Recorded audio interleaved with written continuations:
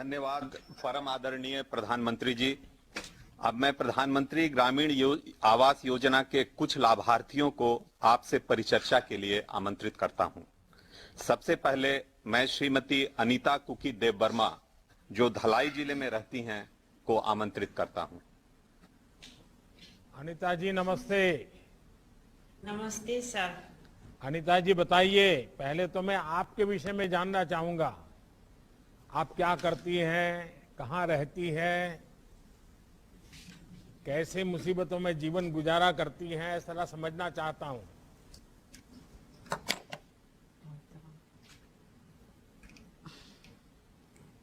Sir मेरी नाम अनीता देव वर्मा है। मैं मजदूरी का काम करती हूँ सर। मैं त्रिपुरा धोलाई डिस्ट्रिक्ट कमलाछड़ा गांव में रहने वाली हूँ। घर में मेरे अलावा 2 बेटा है सर, वो लोग पढ़ाई करता है। फिलहाल तो मिट्टी का घर में रह रही हूँ सर। आरती जी, आपकी कोई पढ़ाई हुई क्या? ना सर। नहीं हुई। अच्छा, आप कच्चे मकान में रहती हैं, करती क्या है? सर मैं मजदूरी का काम करती हूँ और नहीं, साथ मजदूरी में साथ किस थोड़ा प्रकार से मजदूरी करती है, क्या काम करती है? मजदूरी खेती में काम करती हूँ सर। खेती में काम करती हो। हाँ जी। लेकिन ये मकान बनाना है तो कैसे बनाओगी?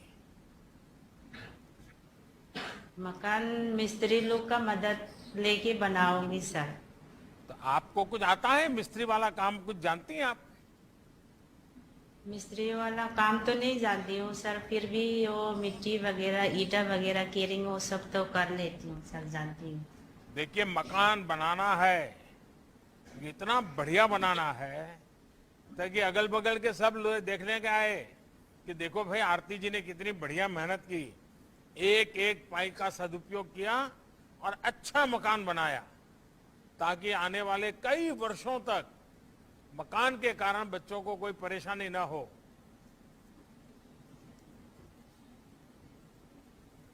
तो अब तो जल्द ही आपका पक्का घर बन जाएगा। आपका बहुत बड़ा सपना पूरा होगा। हाँ सर। जब औरों के घर बनते थे और आपके लिए मिट्टी का घर था, तो आपको क्या लगता था? मेरे भी मन करता था सर ऐसे घर में रहने को, पर अभी तो आप हमारा केंद्र सरकार के और त्रिपुरा सरकार से मदद से मेरे भी ऐसा घर हो जाएगा सर। इसके लिए मैं हमारा केंद्र सरकार और त्रिपुरा सरकार को बहुत बहुत धन्यवाद देती हूँ। अनीता जी, जब से हमें आप सब देशवासियों ने जनता जनार्दन की सेवा का मौका दिया है, हमारी सरकार ने गरीब के हितों को सर्वोच्च प्राथमिकता दी है। हमारे देश के जनजातीय भाई बहनों के जीवन में सकारात्मक बदलाव हो, इसके लिए हमने बहुत कोशिश की है।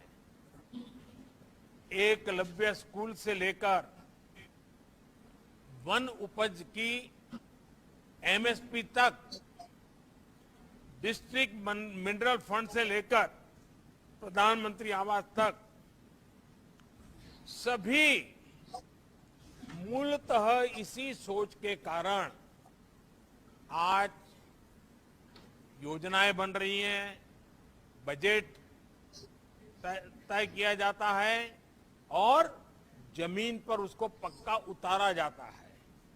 तो अनीता जी, आपको और आपके परिवार को मेरी बहुत शुभकामनाएं। अब आपको पक्का घर मिलेगा, लेकिन बच्चों की पढ़ाई करोगे तो जिंदगी भी पक्की बन जाएगी।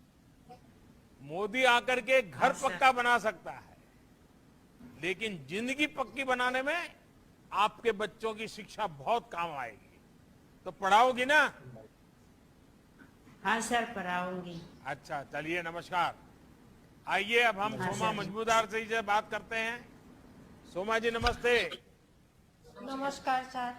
सोमा जी, सबसे पहले तो मैं नमस्कार। आपके विषय में जानना चाहता हूं, जरा आप बताइए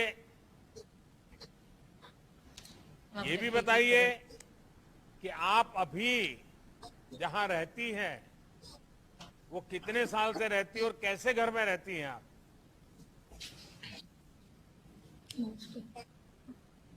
আমাদের প্রধানমন্ত্রী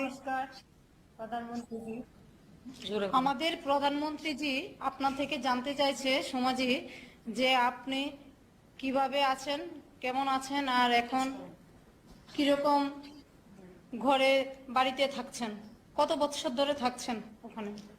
নমস্কার মাননীয় প্রধানমন্ত্রীজি, আমার নাম সুমা মজুমদার দাস, শিকারিবাড়ি পূর্ব দুর্লভ নারায়ণ পঞ্চায়েত, নলচর ব্লক, সিপাহীজলা, ত্রিপুরা বাসিন্দা।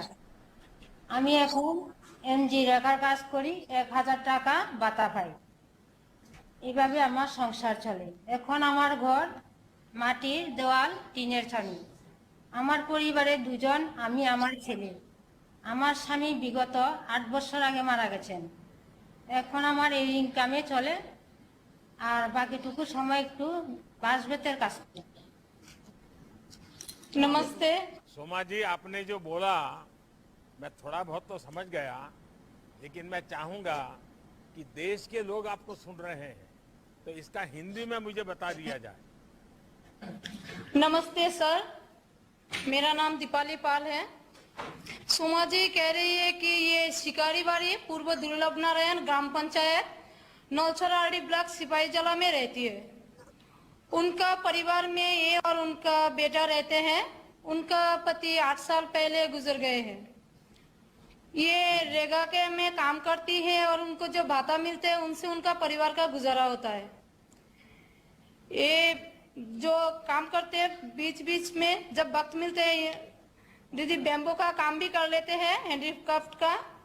और दीदी का घर कच्चे मिट्टी से बने हुआ है, जो उनका छत है वो टीन से बना हुआ है। अच्छा सोमा जी, आपके बगल में जो बैठा है उनको जानती हो कौन है?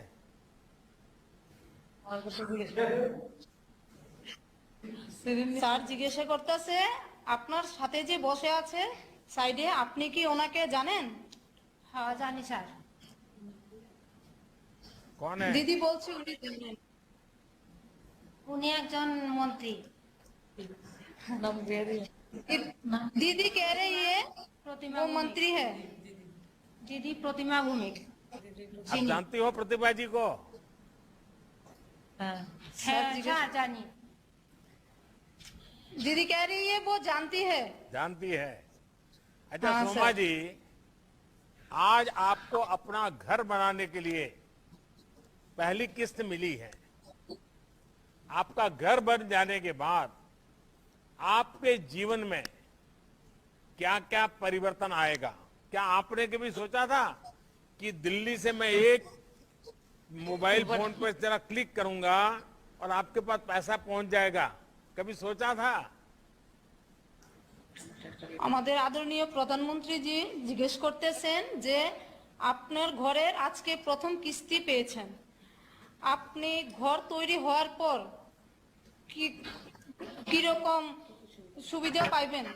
আপনি কি কোনোদিন ভাবছেন যে প্রধানমন্ত্রীজি এক টিপের মাধ্যমে ফোনে যে আপনার অ্যাকাউন্টে টাকা পাঠিয়ে দেবে? অসংখ্য অসংখ্য ধন্যবাদ প্রধানমন্ত্রীজি আপনাকে। আমার অনেক দিনের স্বপ্ন ছিল যে আমি একটা পাকা বাড়ি বানাবা। এখন আমার স্বপ্ন পূরণ হতে চলেছে। আমার বৃষ্টি বর্ষাতে কোনো আর অসুবিধা হবে না। প্রধানমন্ত্রী যে টাকা পাঠিয়েছে এমনটা सर सोमा जी कह रही है कि बहुत बहुत धन्यवाद आपको। उनका भी एक सपना था कि उनका एक पक्का घर हो, मिट्टी का घर था, तो उनको जो घर मिली है उनके लिए बहुत सपना पूर्ण हो गया और बहुत खुश है। तो उनको आगे कोई प्रॉब्लम नहीं होगा इस घर की वजह से बारिश में। नहीं, मैं कहा आपने कभी सोच सकते हैं कि प्रधानमंत्री यहाँ से मोबाइल फोन से आपको पैसा पहुंचा देता है और आपके खाते में पैसा पहुंच गया? স্যার জিজ্ঞেস করতেছে যে আপনি কোনোদিন ভাবছেন যে ये স্যার पैसे এক पहुंचे इसकी টিপের कोई মাধ্যমে जानकारी है आपको इसके विषय में? টাকা ঢুকছে যে অ্যাকাউন্টে যে টাকা ঢুকছে আপনি এই বিষয়ে কিছু জানেন কি? জানতে ভাবছেন কোনোদিন? কোনদিন ভাবছেন যে অ্যাকাউন্টে প্রধানমন্ত্রী এভাবে আপনারা টাকা দিবে এমন ভাবছেন নি কোনোদিন? না স্যার, কোনোদিন ভাবছি না। এখন আমি অনেক খুশি এই টাকা পাওয়াতে, ঘর পাওয়াতে। सर दीदी बोल रही है उन्होंने कभी सोचा नहीं था ऐसा होगा, अभी घर पाके और उनके अकाउंट में पैसा पहुंच गया, इस वजह से वो बहुत खुश है। क्या सोमा जी, ये जो पहली किस्त आपको पहुंची है और जैसे ही आप अपना मकान बनाना शुरू करोगी उसको आपको अगली किस्त भी मिलेगी और जैसे जैसे मकान बनता जाएगा हमारी तरफ से पैसा भी आता जाएगा। तो अब काम है, ये पैसा इधर उधर जाना नहीं चाहिए, इसी काम के लिए पैसा खर्च होना चाहिए, होगा ना? স্যার আপনাকে জিজ্ঞেস বলছে, স্যার যে ঘর পাওয়ার জন্য যে আপনি টাকাটা পেয়েছেন ঘরের জন্যই খরচ করতেন, যত দূর আপনি টাকাটা পেয়েছেন কিস্তি পাবেন, ঘর তৈরি করতে থাকবেন, কোনো অন্য দিকে যাতে টাকাটা খরচ না হয়। স্যার যে কথাটা কইছে ওইভাবেই তো করবেন ঘর। হ্যাঁ স্যার, আমি অন্য কোনো টাকা খরচ করবো না। আমি শুধু অন্য পথে টাকা খরচ করবো না স্যার, আমি শুধু ঘরের কাজে লাগাবো। सर दीदी बोल रही है कि ये घर के काम में ही पैसा खर्च करेंगी और इधर उधर पैसा खर्च नहीं करेंगे। अच्छा सोमा जी, मुझे अच्छा लगा, आपने पक्का इरादा कर लिया है। मैं तो सभी त्रिपुरा वासियों से बात करता हूँ, सोमा जी से चर्चा करता हूँ, लेकिन सभी त्रिपुरा वासियों से कहता हूँ, पिछले 7 साल से हमारी कोशिश यही रही है कि हमारे देश के हर नागरिक को उसका हक बिना किसी परेशानी से मिलना चाहिए, कोई बिचौलिया नहीं। पहले क्या होता था कि कोई योजना आती भी तो वो कुछ लोगों के इर्द गिर्द ही खत्म हो जाती थी, असली लाभार्थी तक पहुंच ही नहीं पाती थी, अरे लाभार्थी की सूची तक नहीं बनती थी। हमने इसको बदलने की कोशिश की है और जागरूक नागरिकों की मदद से हमें इसमें बहुत सफलता भी मिली है। आपको अपने घर की पहली किस्त के लिए मैं बहुत शुभकामनाएं देता हूं और मेरी मंत्रिपरिषद के साथी हमारी प्रतिमा जी भी वहां बैठी हैं, वो बहुत मेहनत करती हैं आप लोगों की भलाई के लिए। भारत सरकार में लगातार नए नए विषय लेकर के आती हैं, तो आप सबने आज मिलकर के अच्छा काम शुरू किया है, मेरी तरफ से बधाई। आइए हम समीरन नाथ जी से मिलते हैं। समीरन नाथ जी नमस्ते। नमस्ते सर। बैठिए बैठिए समीरन जी बैठिए। सर मेरी तरफ से और मेरी फैमिली की तरफ से आपको बहुत बहुत बधाई और धन्यवाद दे रहा हूँ सर। अच्छा समीरन जी, पहले अपने विषय में बताइए, आप अभी कैसे घर में रहते हैं, क्या करते हैं, जरा थोड़ा बताइए ना अपने विषय में। सर मेरा नाम समीरन नाथ है, धर्मनगर नॉर्थ त्रिपुरा डिस्ट्रिक्ट जुबराजनगर गांव में रहता हूँ सर। और हमारी कच्चा घर है सर, बेम्बा का वाल, टीना का चावनी है और मैं खेती बाड़ी में काम करता हूँ सर। मेरा घर में 4 लोग हैं, मैं, मेरा पत्नी और मेरा 2 बच्चा है सर, एक लड़का एक लड़की। तो समीरन जी, ऐसे आप आज ऐसे बन ठन करके बैठे हैं, लगता है जैसे आज ही दिवाली आई है आपके यहाँ। तो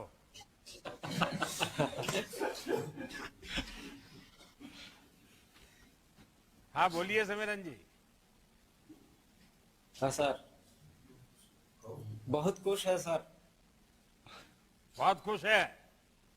हाँ सर बहुत खुश है। वाह। अच्छा समीरन जी, आपको क्या ये पता है कि आज जो किस्त मिली है उसके अलावा नए घर में आपको और क्या क्या लाभ मिलने वाला है, पता है क्या? तो मुझे पता है सर। हाँ बताइए। आज तो एक किस्ती मिलने वाला है और 2 किस्ती मिलेगा। फिर भी हमने सुना है सर रेगा की तरफ से 95 डेज एक दिन 212 रुपया करके हिसाब करके लगभग 20,000 रुपया मिल सकता है। मिलेगा। और भी सुना है सर, अगर किसी को घर बनाने में तकलीफ होगा तो 70,000 रुपया लोन भी मिलेगा। आपके यहाँ घर के लिए सर्वे कैसे हुआ है और आपके नाम का चुनाव कैसे हुआ, आपको पसंद कैसे किया गया?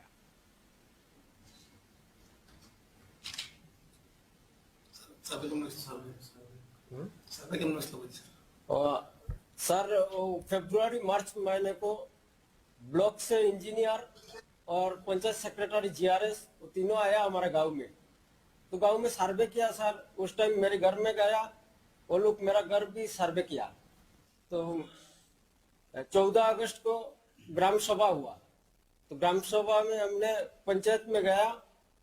तो पंचायत में जाने के बाद वो लोग बोला था, तो समीरन तुम्हारे कच्चा घर सैंक्शन, कच्चा घर है, तुमको पक्का घर मिलेगा, सैंक्शन हो रहा है, तो तुमको डॉक्यूमेंट्स देना पड़ता है, रेशन कार्ड, आधार कार्ड, बैंक अकाउंट और जॉब कार्ड। तो मैंने डॉक्यूमेंट्स दे दिया सर। अभी सुन रहा हूँ मेरे को पक्का घर मिलेगा। बहुत खुश है सर, मेरा दिल में बहुत खुश है। अच्छा सुमरन जी, आप खुश हैं तो आज तो मछली वछली पकेगी बढ़िया। अच्छा ये बताइए कि आपको जो घर के लिए अपनी किस्त मिली है, क्या इसके लिए, ये सच्चा बताना मुझे, हाँ सर। आपको किसी को बिचौलिए को पैसा देना पड़ा क्या, कोई रिश्वत देनी पड़ी क्या, कुछ बेईमानी का रास्ता लेना पड़ा क्या? ना, मुझे ऐसा कुछ नहीं देना पड़ा सर। नहीं, जोर से बताओ, हिम्मत से। हाँ जोर से सर बोल रहा हूँ। किसी को पक्का? मैंने पैसा नहीं दिया, किसी ने मंगाया भी नहीं सर। किसी ने कुछ मांगा नहीं है ना? नहीं सर। किसी को कुछ दिया नहीं ना? नहीं सर। ये आपका और हक दूसरे- है हाँ सर। और आपका हक पूरा करना ये मेरा जिम्मेवारी है। धन्यवाद सर। देखिए सिमरन जी, हमारी यही कोशिश है कि देश के सामान्य मानवी को किसी भी योजना के लिए ना तो भटकना पड़े, ना ही उसके पास इस पैसे कोई बिचौलिए छीन ले जाए। प्रधानमंत्री आवास योजना में पारदर्शी ढंग से चयन, घरों की जियो टैगिंग, ग्राम सभा में नाम का ऐलान, निष्पक्ष सर्वे और डायरेक्ट बेनिफिट ट्रांसफर इसी सोच का हिस्सा है। आपको पहले की सरकारें भी याद होगी, जहां पर कट कल्चर के बिना कोई काम ही नहीं होता था। तो सिमरन जी खुश हैं? खुश है सर। बहुत आपके खुश गांव है में सर। औरों को जिनका घर तय हुआ वो भी खुश है? हाँ सर। चलिए, सभी मेरी खुश है। तरफ से आपको बहुत शुभकामनाएं। आइए श्रीमती कादर बिया से बात करते हैं। कादर जी नमस्ते।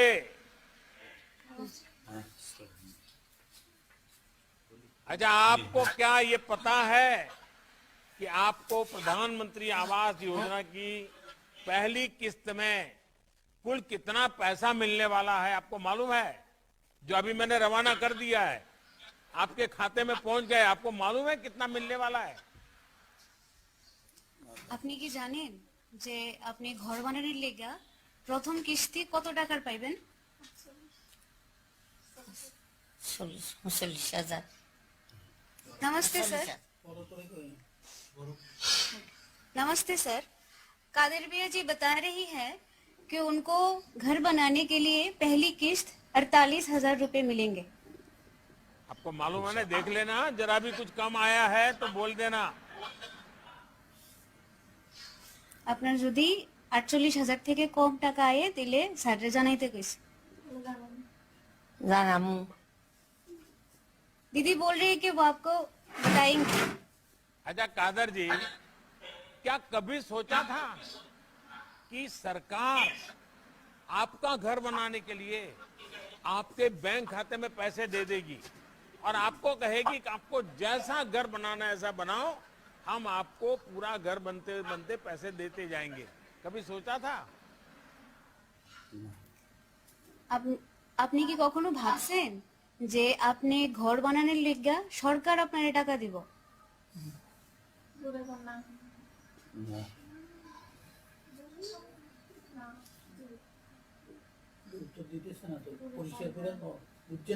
বলেন বলেন, আপনি কখনো ভাবছেন যে সরকার আপনার টাকা দিব ঘর বানানোর লিগা?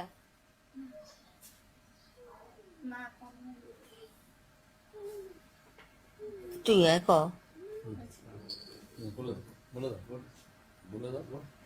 सर वो उनका बहू है सर, वो अगर बात करें तो शी हाँ, इज जरूर लिटिल। जरूर, ये तो अच्छी बात है। सांस बहू को आगे कर रही है तो बहुत खुशी की खबर है। আপনি কখন ভাবছেন क्या যে नाम है बहू আপনার का?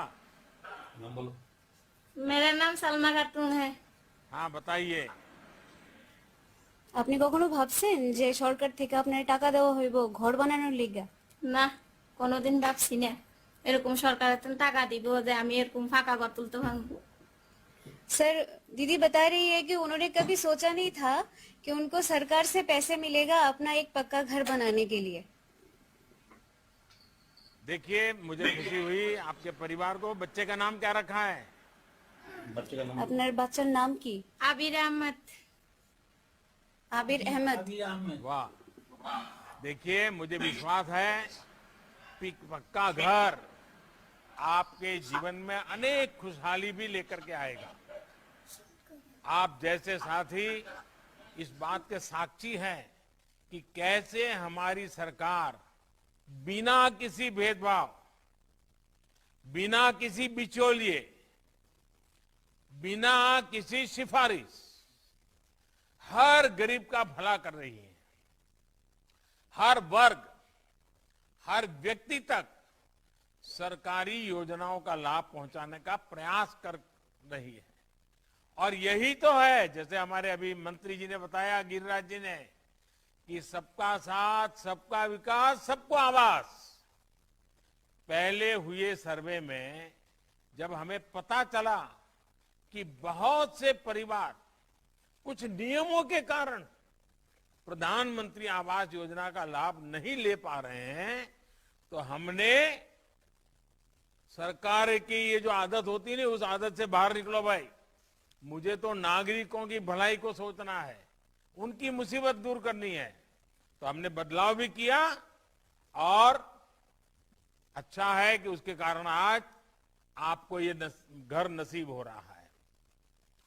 आपके मुख्यमंत्री जी विप्लव जी ने तेजी से इस पर काम किया और आप सभी को पहली किस्त आज मिल रही है। और इसलिए विप्लव जी को और उनकी पूरी टीम को मैं विशेष रूप से बधाई भी देता हूं। और अब आपको अंदाज आता होगा कि पहले की सरकारें, उनका काम करने का तरीका और हमारी सरकार में कितना बड़ा फर्क है। चाहे विप्लव जी की सरकार हो या मोदी जी की सरकार हो, हम नियमों को लोगों के लिए बाधा नहीं बनने देते।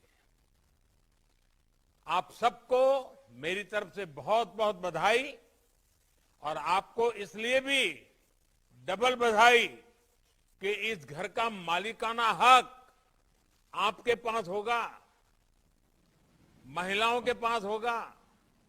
इस बात का हमने बहुत ध्यान रखा है कि पीएम आवास योजना के तहत जो घर बने वो हो सके तब तक महिलाओं को ही प्राथमिकता दी जाए, उन्हीं के नाम पर बने। जहां वो संभव नहीं है वहां ठीक है, नियम हम, कोई महिला है ही नहीं, सिर्फ पुरुष है तो उनके लिए करेंगे। लेकिन अगर परिवार है तो घर की महिला जो मुखिया है उसके नाम घर देंगे। मेरी तरफ से आपको बहुत बहुत शुभकामनाएं। धन्यवाद सर। धन्यवाद माननीय प्रधानमंत्री जी। अब मैं माननीय प्रधानमंत्री जी से उन मार्गदर्शन एवं आशीर्वचन देने के लिए उन्हें सादर आमंत्रित करता हूं।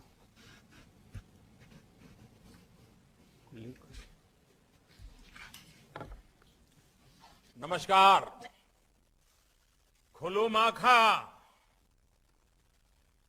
जय मां त्रिपुर सुंदरी। कार्यक्रम में हमारे साथ जुड़ रहे त्रिपुरा के मुख्यमंत्री श्रीमान बिप्लब देव जी, केंद्रीय मंत्रिमंडल में मेरे सहयोगी श्रीमान गिरिराज सिंह जी, श्रीमती प्रतिभा भौमिक जी,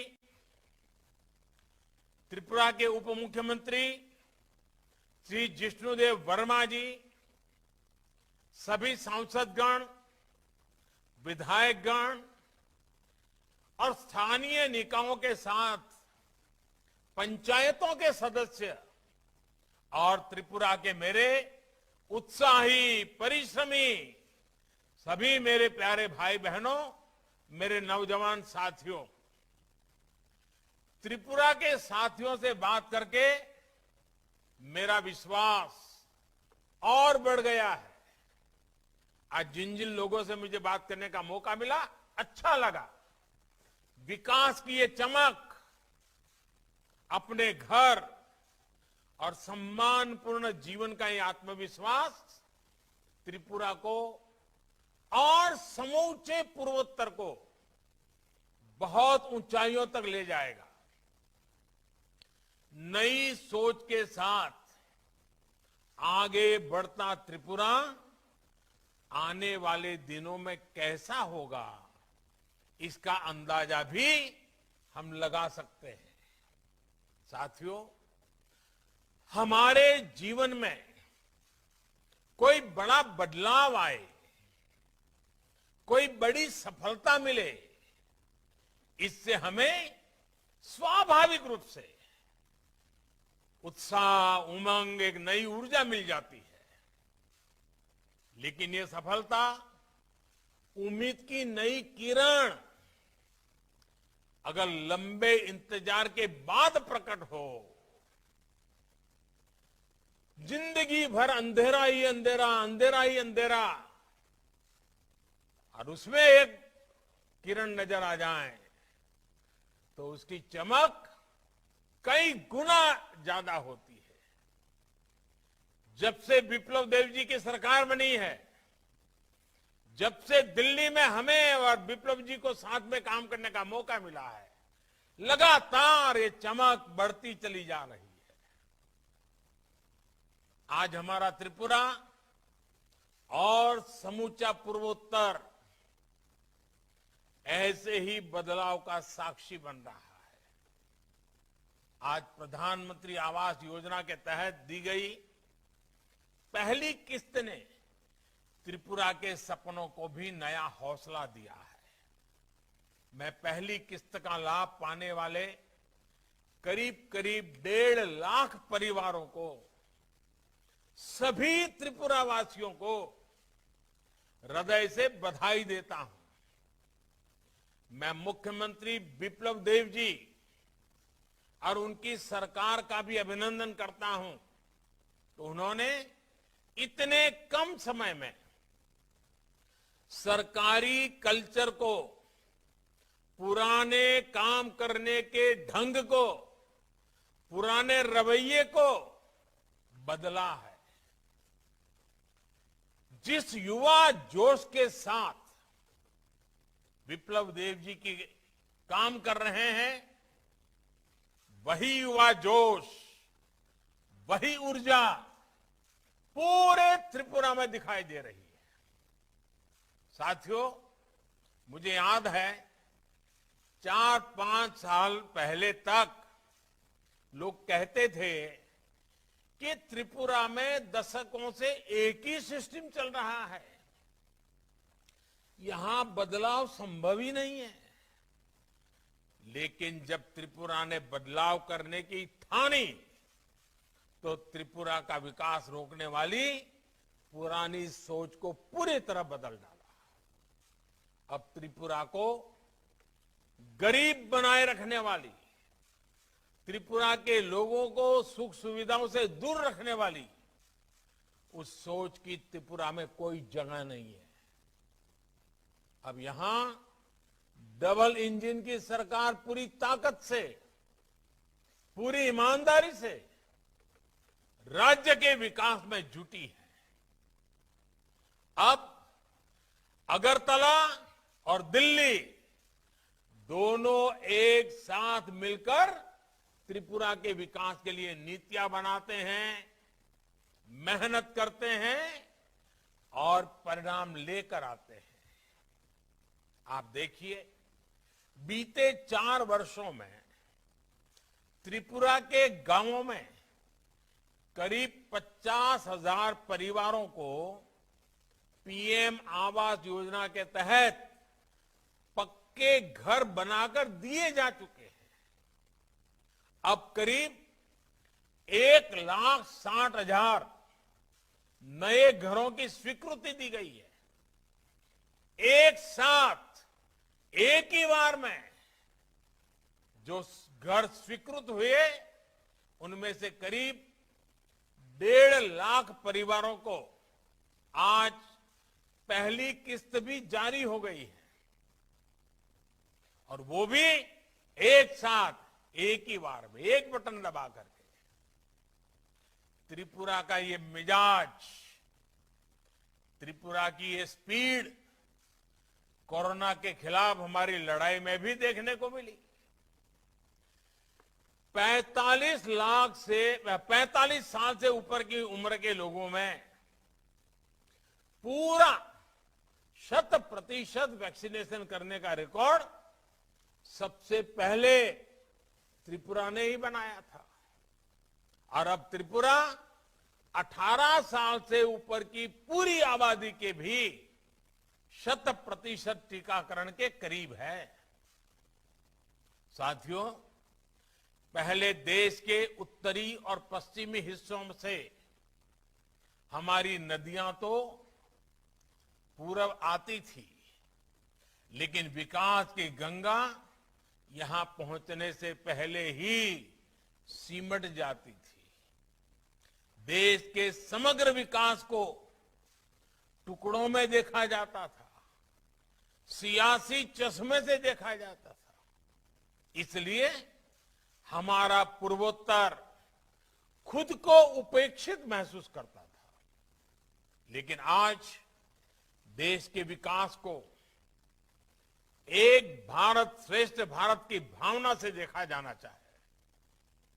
विकास को अब देश की एकता, अखंडितता का पर्याय माना जाता है। पहले नीतियां दिल्ली के बंद कमरों में बनती थी और पूर्वोत्तर को उनमें फिट करने की नाकाम कोशिश होती थी। जमीन से ये कटाव ही अलगाव को जन्म देता है। इसलिए पिछले 7 सालों में देश ने एक नई सोच, नई अप्रोच तय की है। अब दिल्ली के हिसाब से ही नहीं, बल्कि यहां की जरूरतों के हिसाब से नीतियां बनती है। प्रधानमंत्री आवास योजना को ही लीजिए, पक्के मकान को लेकर कुछ नियम त्रिपुरा के लाखों परिवारों के सामने बाधा बन रहे थे, लेकिन सरकार ने त्रिपुरा की भौगोलिक परिस्थितियों को समझा, उसके हिसाब से नियम बदले, आवश्यक नीतियां बनाई, और उसके कारण आज हजारों नए परिवारों को इस योजना का लाभ मिल रहा है। विकास के लिए यही संवेदनशीलता बहुत जरूरी है। इतना ही नहीं, हमने इस और भी ध्यान दिया कि यहां के वातावरण और रहन सहन के हिसाब से घर कैसे होने चाहिए। हमने घरों का साइज भी बढ़ाया और उन्हें नई सुविधाओं से भी जोड़ा। साथियों, पीएम आवास योजना की जो एक बहुत बड़ी ताकत है, उसके बारे में मैं देश को बार बार बताता हूं। और जिस स्थान को त्रिपुर सुंदरी का विशेष आशीर्वाद मिला हो, वहां तो मैं इस बात का जिक्र जरूर करूंगा। सदियों तक हमारे यहां जो सोच रही, उसमें महिलाओं के नाम पर घर नहीं होता था, महिलाओं के नाम पर संपत्ति नहीं होती थी। पीएम आवास योजना ने इस सोच को भी बदलने का काम किया है। इस योजना के तहत जो घर बनते हैं, उनका मालिकाना हक ज्यादा से ज्यादा हमारी बहन बेटियों को मिल रहा है, बेटियों को मिल रहा है। अब वो घर के कागज पर भी घर की मालकिन बन रही है। इतना ही नहीं, पीएम आवास योजना से मिले घरों में जो गैस का कनेक्शन मिल रहा है, बिजली कनेक्शन मिल रहा है, पानी कनेक्शन मिल रहा है, उन सब का लाभ भी हमारी माताओं को, हमारी बहनों को, हमारी बेटियों को ही सबसे ज्यादा हो रहा है। साथियों, भारत के विकास में आत्मविश्वास से भरी हुई भारत की महिला शक्ति भारत को आगे बढ़ाने में एक बहुत बड़ा योगदान है। इस महिला शक्ति का बहुत बड़ा प्रतीक हमारे महिला सेल्फ हेल्प ग्रुप भी है। हमने सेल्फ हेल्प ग्रुप में काम करने वाली बहनों को जनधन खातों के माध्यम से बैंकिंग सिस्टम से जोड़ा है। उन्हें बिना गारंटी ऋण में भी काफी बढ़ोतरी की गई है।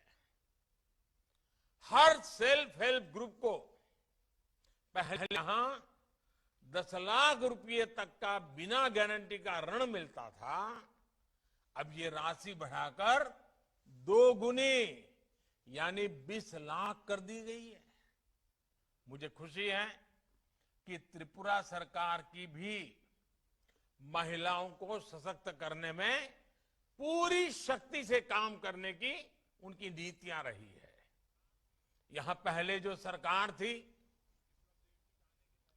विप्लव देव जी के आने के पहले की बात कर रहा हूं, उसके 5 साल में त्रिपुरा में सिर्फ 4000 महिला सेल्फ हेल्प ग्रुप बने थे, जबकि यहां 2018 में डबल इंजन की सरकार बनने के बाद 26,000 से ज्यादा नए महिला सेल्फ हेल्प ग्रुप बने हैं।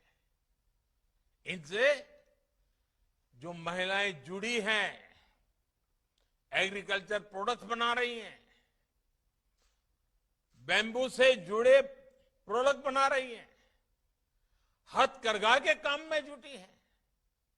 त्रिपुरा सरकार इन्हें आर्थिक मदद दे रही है, इन्हें निरंतर सशक्त कर रही है। साथियों, कैसे कम समय में बड़े बदलाव हो सकते हैं, सीमित समय में नई व्यवस्थाएं खड़ी की जा सकती हैं, आज मैं त्रिपुरा को बधाई देता हूं कि त्रिपुरा ने करके दिखाया है।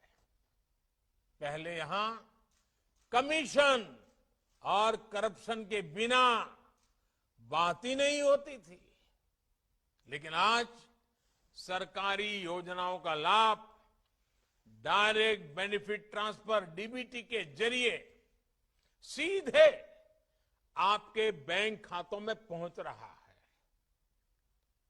पहले अपने एक एक काम के लिए सामान्य मानवी को सरकारी दफ्तरों के चक्कर लगाने पड़ते थे, लेकिन अब तमाम सेवा और सुविधाएं देने के लिए सरकार खुद आपके पास आती है। पहले सरकारी कर्मचारी समय पर सैलरी मिल जाए, इसके लिए परेशान रहते थे। अब उन्हें 7वें वेतन आयोग का लाभ मिल रहा है। पहले यहां किसानों को अपनी फसल बेचने के लिए परेशान होना पड़ता था, लेकिन अब त्रिपुरा में पहली बार किसानों से एमएसपी पर फसल की खरीदी की गई है। यही त्रिपुरा, यही लोग, यही सामर्थ्य, लेकिन पहले स्ट्राइक कल्चर के कारण इंडस्ट्री यहां आने से डरती थी। वहीं अब त्रिपुरा का निर्यात करीब 5 गुना बढ़ गया है। साथियों, त्रिपुरा में डबल इंजन की सरकार से जिन्हें लाभ हो रहा है, उनमें से अधिकांश गरीब, दलित, पिछड़े और विशेषकर हमारे आदिवासी समाज के भाई बहन हैं।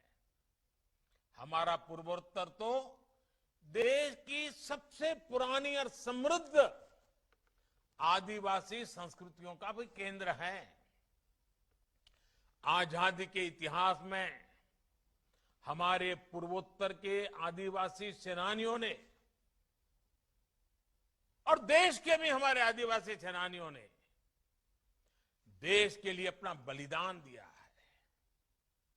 इस परंपरा को सम्मान देने के लिए, इस विरासत को आगे बढ़ाने के लिए देश लगातार काम कर रहा है। इसी कड़ी में आजादी के अमृत महोत्सव के दौरान देश ने एक बहुत बड़ा फैसला लिया है। देश अब 15 नवंबर को 15 नवंबर को हर साल भगवान बिरसा मुंडा की जन्म जयंती को जनजातीय गौरव दिवस के रूप में मनाया जाएगा। यानी कल जो 15 नवंबर आ रही है, कल का दिन पूरे हिंदुस्तान के हर कोने में जनजातीय गौरव दिवस के रूप में मनाया जाएगा और हमेशा के लिए ये जनजातीय गौरव दिवस होगा। ये दिन केवल हमारी आदिवासी विरासत को नमन करने का दिन होगा, बल्कि एक समृद्ध समाज के लिए देश के संकल्प का प्रतीक भी बनेगा। और जब जनजातीय गौरव दिवस की मैं बात करता हूं, जैसे आजादी के पूरे आंदोलन में 15 अगस्त का एक विशेष मूल्य है, जैसे लोकतांत्रिक मूल्यों की हमारी परिपाटी में 26 जनवरी का एक विशेष मूल्य है, जैसे हमारी सांस्कृतिक परंपराओं में राम जन्मभूमि का राम नवमी का महत्व है, जैसे हमारे जीवन में कृष्णाष्टमी का महत्व है, वैसे ही 2 अक्टूबर महात्मा गांधी की जयंती अहिंसा दिवस के रूप में स्थान है। जैसे 31 अक्टूबर सरदार वल्लभ भाई पटेल, उनकी जन्म जयंती देश की एकता के संदेश के साथ जुड़ी हुई, वैसे ही अब 15 नवंबर हमारा देश जनजातीय गौरव दिवस के रूप में मनाएगा और देश की जनजातियों ने देश के विकास के लिए, देश की समृद्धि के लिए जो कुछ भी किया है, जो भी करना चाहते हैं, इन सबको उमंग के साथ आगे बढ़ा जाएगा। साथियों, आजादी का अमृत महोत्सव, देश का ये महोत्सव पूर्वोत्तर के रंगों और यहां की संस्कृति के बिना पूरा नहीं हो सकता। इसलिए 2047 में जब देश की आजादी के 100 साल होंगे, 2047 में आजादी के 100 साल पूरे होने पर देश जिन ऊंचाइयों को हासिल करेगा, उसका नेतृत्व, उसमें बहुत बड़ा योगदान ये मेरा पूर्वोत्तर को करना है। आज पूर्वोत्तर में विकास को हर दिशा में, हर आयाम में गति दी जा रही है। यहां प्रकृति और पर्यटन से जुड़ी इतनी अपार संभावनाएं हैं। दक्षिण एशिया से भारत को जोड़ने के रास्ते हैं। व्यापार के अपार अवसर है। ये सब संभावनाएं साकार तक होगी जब जहां आधुनिक इंफ्रास्ट्रक्चर होगा, बेहतर कनेक्टिविटी होगी। पिछले दशकों में इस दिशा में जो कमी रह गई, उसे आज तेजी से पूरा किया जा रहा है। आज पूर्वोत्तर में रेल कनेक्टिविटी बन रही है, नए रेल मार्ग बन रहे हैं। इसी तरह जिन इलाकों को पहले दुर्गम समझकर छोड़ दिया जाता था, वहां नए नए हाईवेज बन रहे हैं, चौड़ी सड़कें बन रही हैं, पुल बनाए जा रहे हैं। यहां त्रिपुरा में भी नई रेल लाइनों के लिए, नए नेशनल हाईवेज के लिए काफी काम हुआ है। ये आधुनिक इंफ्रास्ट्रक्चर आने वाले सालों में पूर्वोत्तर की पहचान को, यहां की प्रगति को नए सिरे से गढ़ेगा। मुझे पूरा भरोसा है कि हमारे ये संकल्प, पूर्वोत्तर में आ रहे ये बदलाव निकट भविष्य में देश को एक नई ऊंचाई पर लेकर जाएंगे। फिर एक बार इतने बड़े महत्वपूर्ण काम, छोटे से राज्य में इतनी बड़ी महत्वपूर्ण छलांग मुझे भी गर्व देती है, आनंद देती है। आप सब लाभार्थियों को, त्रिपुरा के नागरिकों को, पूर्वोत्तर के सभी मेरे प्यारे भाइयों बहनों को अनेक अनेक शुभकामनाएं देता हूं। आप सबको हृदय से बहुत बहुत बधाई देता हूं। बहुत बहुत धन्यवाद।